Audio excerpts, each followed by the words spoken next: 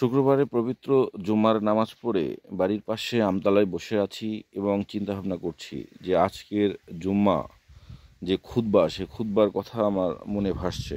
আপনারা কিছু মনে করবেন না, এই যে ধর্মীয় বিষয়ে কথা বলছি দেখে। তো এখন ডিসেম্বর মাস, আজকে 27 তারিখ।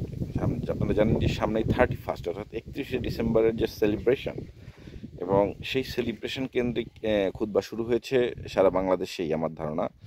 আমাদের এই প্রত্যন্ত গ্রামেও যেহেতু এই খুতবাতে 31 নাইটের প্রাসঙ্গিকতা টেনে আনা হলো, এবং এখানে যেই যেই ইমামতি যিনি করলেন বা যিনি খুতবা দিলেন, তিনি বেশ কয়েকটা বিষয় সেখানে অবতারণা করলেন। সেখানে কিন্তু তিনি 31 নাইট অর্থাৎ বছরের শেষ দিন পালনের প্রাসঙ্গিকতা এটি খ্রিস্টানদের উৎসব হিসেবে অভিহিত করলেন, যে খ্রিস্টানরা এই বড়দিন উদযাপন করে যে 25 ডিসেম্বর, এরপরে বছরের শেষ দিনকেও তারা সেলিব্রেশন করে, এবং কালচারটা ক্রিশ্চিয়ান কালচার থেকে এসেছে। কারণ তারা ভাবে যে বছরের শেষ দিন যদি আনন্দে উল্লাসে উৎসবে কাটানো যায়, তাহলে সারা বছরই নাকি ভালোভাবে কাটবে। এবং এই যে সেলিব্রেশন, তাকে কেন্দ্র করে অনেক ধরনের আয়োজন করা হয়, এবং সবগুলোই তিনি এই আয়োজনগুলোকে ধর্মীয় ইসলামের দৃষ্টিকোণ থেকে বেদাত বা খুবই গুনার কাজ হিসেবে মানে উল্লেখ করলেন। এবং কি হ্যাপি নিউ ইয়ারের যে গ্রিটিংস বা সেলিব্রেশন, অভিবাদন জানাই নতুন বছরকে যে তারা স্বাগত জানিয়ে যে বিভিন্ন ধরনের মতামত প্রকাশ করে সামাজিক যোগাযোগ মাধ্যমে।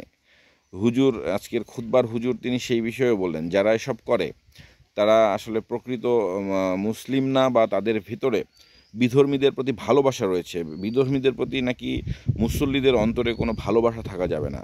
ইসলাম ধর্মে বা মুসল্লি যারা ইসলাম ধর্মের অনুসারীদের মধ্যে অন্য ধর্মের জন্য কোনো ধরনের তাদের হৃদয়ের কোনো জায়গাতে ভালোবাসা থাকবে না, আমি এটিই বুঝতে পেরেছি। এছাড়া এই সময়ে এই যে শুধু 31 নাইট না, তিনি যে খুতবাটি দিলেন সেটি যে বাংলা নববর্ষকেও কিন্তু তিনি সেই বিষয়ে কিন্তু বিষেধাগার করলেন এবং ঘৃণা ছড়ালেন।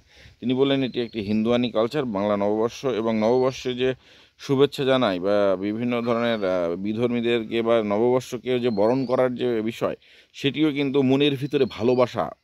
তার মানে কি ইসলামের বা মুসলিম যারা ইসলাম ধর্মের অনুসারী, তাদের মনের ভিতরে কি ভালোবাসা থাকতে পারবে না?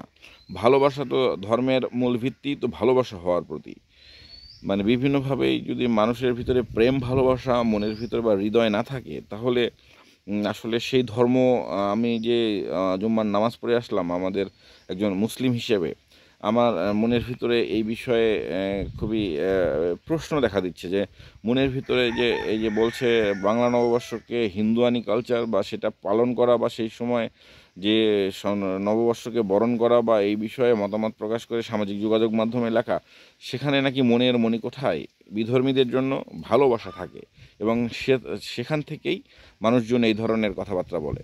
আবার এই যে 31 নাইটেও এই ধরনের কথাবার্তা বলে, ভালোবাসার থেকেই নাকি এটা মানে মুসলমানদের মনের ভিতরে বা ইসলামের অনুসারী যারা আমরা, তাদের মনের ভিতরে নাকি যাদের ভিতরে ভালোবাসা লুকায়িত আছে ওই বিধর্মী ইহুদি নাসারা বা খ্রিস্টানদের প্রতি, বা এই যে হিন্দুয়ানি কালচার বাংলা নববর্ষ, তাদের প্রতি, তারাই কিন্তু এই ধরনের উৎসবে সামিল হয় বা শুভেচ্ছা জানায় বা স্বাগত জানায়।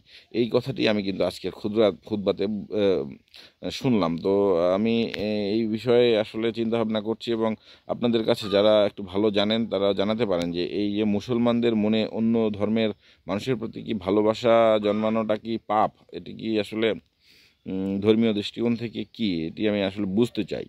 তো ভালো থাকবেন। জুম্মা দিন ভালোভাবেই নামাজ পড়লাম, তো আপনারাও নামাজ পড়বেন। ধন্যবাদ।